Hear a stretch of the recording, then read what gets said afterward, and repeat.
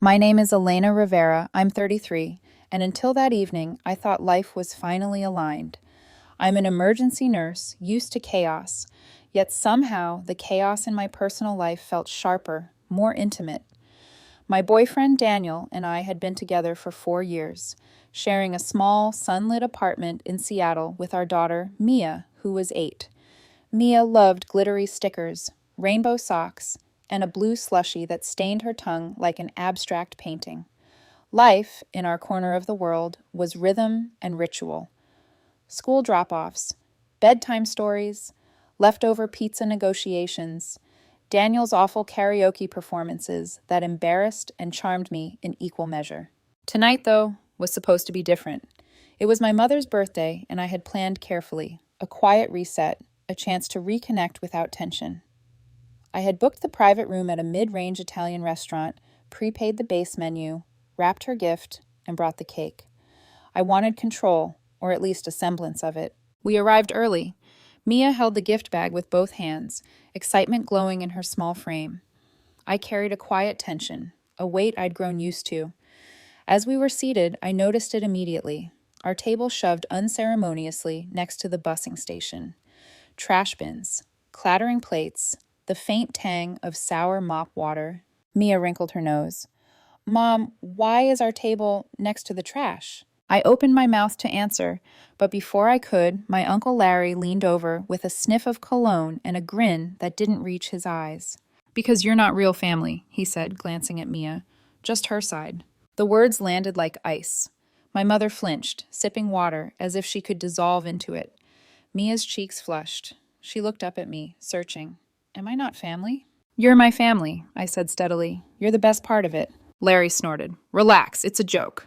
It's not funny, I said, voice quiet but firm. My sister Paige intervened, sliding in with practiced concern. Elena, don't start. Mom wants a peaceful night. I watched the staff squeeze past our chairs, dumping plates into the bin. The smell rose again, foul and familiar. I pictured the private room I had booked. I pictured the confirmation email.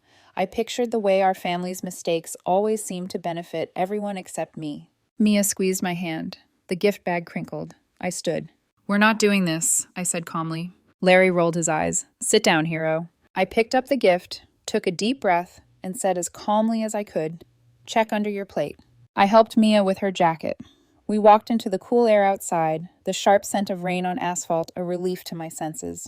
15 minutes later, as I buckled Mia into her booster, my phone vibrated relentlessly. 46 missed calls, each one a small pulse of panic. Mom, Mia asked softly, are we in trouble? No, I said, we're done. For 10 years, I had been the family's walking, talking bank. Not by choice, exactly, but by quiet expectation and habit. Paying deposits, car insurance, utility bills, emergency expenses, small acts that compounded into a life of invisible servitude. I had raised a spreadsheet in my mind long before I ever put fingers to keyboard. When Mia was born, Daniel and I tried to make our relationship work. It didn't, at least not in the conventional sense. We co-parented with a rhythm that worked. Fair, boring, functional. But what never worked was the way my family referred to Mia, as though she were a temporary visitor or a footnote. Her side, they'd say, and I would nod politely while my heart sank. I remembered the first time I'd covered a financial emergency. I was 23, Paige crying over an overdraft fee. I swiped my card. Then came the utilities, then the credit card bills, then everything. Each thank you was muted by the next request, the next expectation, the next entitlement. Mom's soft heart, Paige's loud voice, Larry's endless stories, they all found their way into my finances. Just put him on your plan for now, Mom had said, her tone betraying concern I never asked for. I didn't resent them. I just grew used to absorbing their chaos quietly. The birthday dinner was supposed to be a reset. Instead, it was a reminder. 2 neighbors I barely recognized sat at the nice end of the table with balloons and place cards. Larry's jab at Mia cracked the facade of civility. But I had prepared for this. Earlier that day, I had slipped folded envelopes under each head table plate. Larry's contained a photocopy of his phone installment, a sticky note, transfer request submitted, effective tomorrow, line disconnected. Mom's envelope had the car insurance with my name removed. Paige's had well, truth, ledgered and logged. And under Mom's plate, I had left the bracelet I bought, small, delicate, hers to keep. So when Larry sneered at Mia, I didn't argue. I only said, check under your plate. We didn't drive far, just to a strip mall, frozen yogurt shop where Mia could reclaim her small joys. She piled sprinkles and gummy bears into a paper cup and ate in a reverent silence. My phone buzzed again. Paige, Mom, Larry, unknown numbers, threats, panic, outrage. I ignored it. Tonight was for Mia. As I watched her concentrate on a rainbow of candy, I realized something. I was no longer just the family's bank. I was a mother, a partner, and a person who could set boundaries. I could protect what mattered without bending to every expectation. And this was just the beginning. The car ride home was quiet, except for Mia's contented slurping of her blue slushie. Her small hand rested on mine, sticky and warm. In that moment, I let myself breathe. But the peace was fragile. The missed calls blinking on my phone reminded me that this was only the first ripple. For more than a decade, I had been the family's quiet backbone. Not out of desire, necessarily, but because no one else seemed to notice, or care, how the small responsibilities stacked into mountains.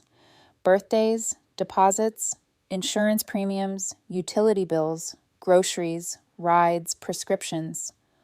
All of it had slid into my lap. I remembered the first time I'd realized this wasn't just about generosity. I was 23, Paige in tears over a bank overdraft. I had swiped my card, imagining it as a one-time fix, but there was always a next time. The utility bills followed, then the rent, then credit cards I didn't even know existed. Each thank you was always interrupted by the next ask. Mom would say, "We're family. Money comes and goes, but it always circles back." And Larry had stories that went nowhere. Layoff after layoff, business ventures that sputtered and died. He needed a phone. She needed groceries. Paige needed bailouts. I absorbed it all because that's what family did. Or so I thought. The envelopes under the plates that night were my first act of quiet rebellion. I had spent hours preparing them. Each one contained precise documentation, contracts, invoices, prepaid cards, and in my mother's case, the bracelet she had circled months ago in a catalog. She could keep it, but she wouldn't keep the enabling. That I took back. I thought about how many times I'd been invisible, how many times the roles had been reversed in my mind. I gave, I endured, I smiled. I remembered sitting at pharmacies with Mia asleep in her car seat. My debit card declined, not because there wasn't money, but because fraud holds or misused credit had pushed me to the edge. I canceled subscriptions, froze accounts, transferred responsibilities, quietly, methodically, with surgical precision. No one noticed until they couldn't take it for granted anymore. Daniel watched it quietly, understanding without judgment. He never questioned me, never demanded I bear more than was reasonable. Mia had him, and through him, I had support. That small family bubble was my anchor, my safe harbor. I began documenting everything. Phone lines, insurance policies, shared streaming services, purchases, gifts, favors, names, dates, amounts. Each small line of numbers a testament to the invisible weight I carried. Each spreadsheet a quiet rebellion against entitlement. Even my mother, with all her softness, had relied on me without ever acknowledging it. She didn't ask if I could handle it. She assumed I would. I had always handled it. Until the dinner, until Larry's sneer, until the envelopes. That night, after the frozen yogurt, I laid Mia down and sat beside her bed.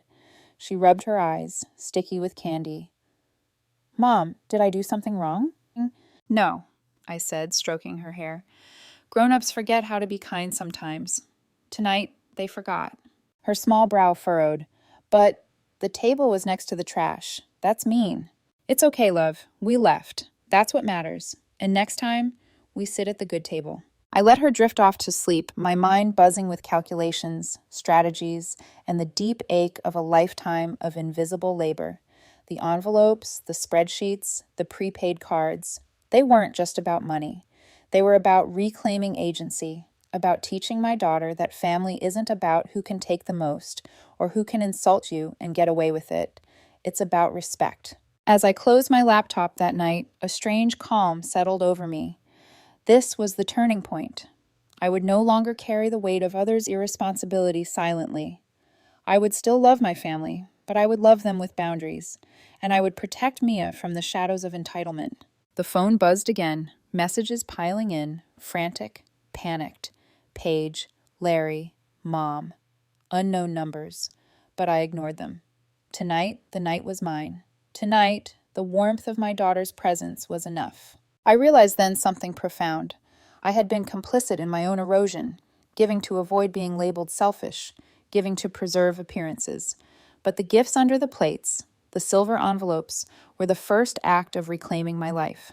Not with anger, not with spectacle, but with precision, with quiet control. Mia's small hand in mine, her innocent trust.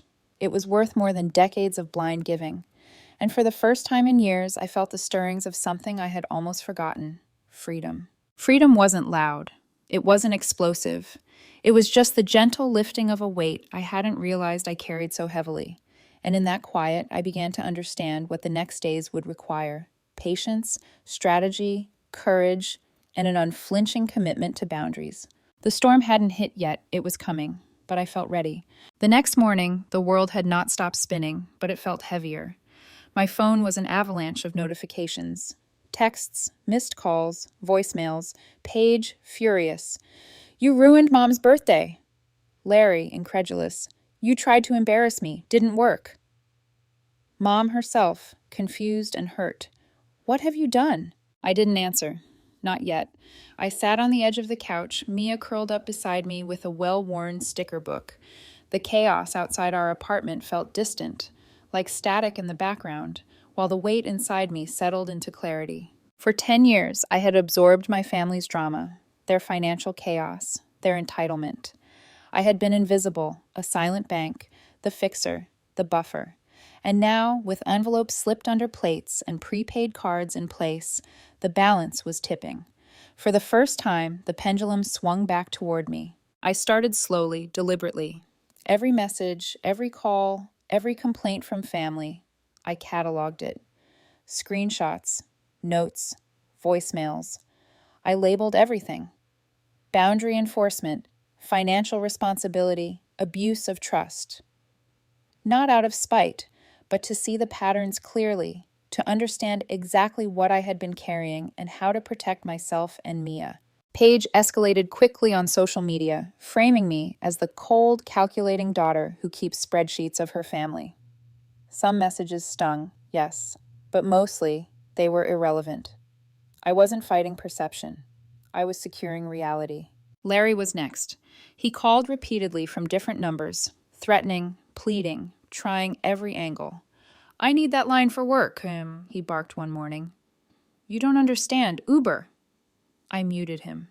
I didn't argue. I had documented every detail, every bill, every payment. His threats were hollow because the power I had given him was gone. Mom texted Mia directly for the first time ever. "Grandma loves you." Mia ran to me, glowing. "Mom, can I tell her I love her too?" "Yes, always," I said. And it hit me. My family didn't just need boundaries. I needed boundaries. Mia's relationship with her grandmother could exist without me being a doormat, without me sacrificing my dignity or financial autonomy. Over the next week, I began setting them firmly. I stopped paying for things that were no longer my responsibility. I stopped smoothing over fights, covering for incompetence, absorbing anger that wasn't mine. I continued to co-parent with Daniel, ensuring Mia's life remained full of love, stability, and laughter. But I was no longer everyone else's safety net. The missed calls began to taper. The group chat that had been a battlefield went silent. Paige continued to post, but I didn't engage. Larry's lines went dead. He had no access to the phones I had once maintained for him. Mom eventually asked to meet. Public place, start and end time. I printed a list of everything we had discussed: money, favors, boundaries, invitations. Clear, neutral, firm. Sitting across from her, I felt the tension crackle. The cafe smelled of roasted coffee and baked bread. Mom didn't touch her latte, eyes fixed on the table. "I don't know who you are anymore," she said quietly. "I do," I replied. "It's just new for me." I laid the list in front of her. "No more financial rescues for anyone except Mia. We won't attend events where she's minimized or insulted. We won't justify boundaries in a group chat. If you want a conversation, public place, start and end time. I pay my own coffee, and mine only. Her jaw tightened. Larry needs help. Larry needs accountability, I said. Silence stretched between us, the kind that speaks louder than words. You used to be kind, she said finally. I used to be afraid, I said. Turns out I can't lose what I never really had. I can't sacrifice my child or myself to preserve an illusion. Mom's eyes softened briefly as they fell on the bracelet I had given her, the small token left under her plate. She turned it in her hand once, like it contained a secret. I shouldn't have let them seat you by the trash, she admitted. I didn't notice, or maybe I did and didn't want to, I said. Both can be true. I want my family. But I'm building one that doesn't sacrifice my child or me. We didn't hug. We didn't fight. We left the cafe separately, our lives still entangled, but no longer weighed down by obligation and expectation. At home, Mia and I settled into the quiet rhythm of our apartment. Pizza on paper plates, bedtime stories, and soft music filled the air. Outside, the world was noisy, but inside, we were free. I looked at Mia sleeping, sticky from candy, hair tousled from the splash pad. The envelopes, the spreadsheets, the meticulous boundaries, they weren't just paperwork. They were lessons, safeguards, a promise that love doesn't have to mean self-erasure. And for the first time in years, I could finally breathe. The days after the birthday dinner felt like stepping onto new terrain. The familiar chaos, the constant requests, the passive-aggressive comments, the silent expectations was still there, but it no longer controlled me. I carried a plan, a map of boundaries I had spent years crafting silently in the margins of my life. Mia was the first to notice. She asked why I wasn't answering everyone at once, why we weren't rushing to fix problems that weren't ours. I smiled, brushing her sticky hair from her face. Because sometimes, I said, the best way to love is to say no. Daniel and I worked together seamlessly, co-parenting with calm efficiency. He never questioned my decisions. He supported them, helped me anticipate problems, and, more importantly, reminded me to breathe. The apartment, once a quiet battlefield of errands and bills, became a place where laughter and play could exist without interruption. Mom reached out cautiously. She sent a message. Can we try again? Just the three of us? I considered it, carefully. Boundaries weren't about punishment. They were about survival, about protecting Mia and myself. I agreed to meet her at a nearby park, public, with a clear start and end time. She arrived, holding a small bouquet of wildflowers. Her smile was tentative, unsure, a shadow of the woman I had known. I felt a pang of nostalgia, but I held firm. I want this to work, she said finally. I do too, I replied, but it has to be fair, for Mia, for both of us. We talked through the past weeks, the missed calls, the social media chaos, the spreadsheet of family obligations. She listened, sometimes blinking in surprise, sometimes nodding slowly. I didn't demand apologies. I didn't lecture. I explained calmly, factually, without anger. By the time we left the park, a fragile truce had formed. Mom acknowledged her errors. She agreed to respect boundaries moving forward. It wasn't a miracle. It was progress. And for the first time, I could see a path where my daughter could be loved without being diminished, where family could exist without me sacrificing my peace. Meanwhile, Paige and Larry continued to push, but their influence had waned. Larry's phone lines remained disconnected. Paige's social media posts became background noise rather than crises. My energy, once drained by constant firefighting, was now my own. I spent evenings reading with Mia, baking with her, and allowing myself small indulgences that had been impossible when I carried everyone else's weight. The envelopes under the plates, the careful documentation, the spreadsheets, all of it had been about control, yes, but also about teaching Mia what self-respect looked like. She watched me enforce boundaries, saw me refuse entitlement, and understood in her small, intuitive way that love didn't require self-erasure. One evening, as Mia painted at the kitchen table, she looked up. Mom, will they ever stop trying to boss us? I shook my head, smiling. Maybe not, but we know what matters, and we know our limits. That's what counts. She grinned and returned to her colors. Outside, the world continued its chaos, but inside we were building a sanctuary. Each day, small victories accumulated. A peaceful meal, a quiet bedtime, a laugh shared without interruption. I realized that love isn't just about giving, it's about protecting, guiding, and sometimes saying no. I began documenting not just the family chaos, but our own life, moments of joy, triumph, and resilience. Mia's laughter, Daniel's quiet support, the small victories of boundaries honored. These became our new legacy, a counterbalance to the decades of silent sacrifice. For the first time, I felt fully present, not just surviving, but thriving, not just reacting, but shaping the life I wanted. The old pattern of endless appeasement and invisible labor was breaking, and in its place, something stronger, calmer, and richer was taking root. Mia had a plant named Kevin, a reminder that even fragile things could survive and grow with care. Our family, small but steadfast, became the same, resilient, nurtured, and respected. And for the first time in years, when the phone buzzed with messages from the past, I didn't flinch, I didn't panic. I read, I assessed, and I chose. Not obligation, not guilt, but choice. My daughter, my partner, and I would continue our life, grounded in love, respect, and boundaries.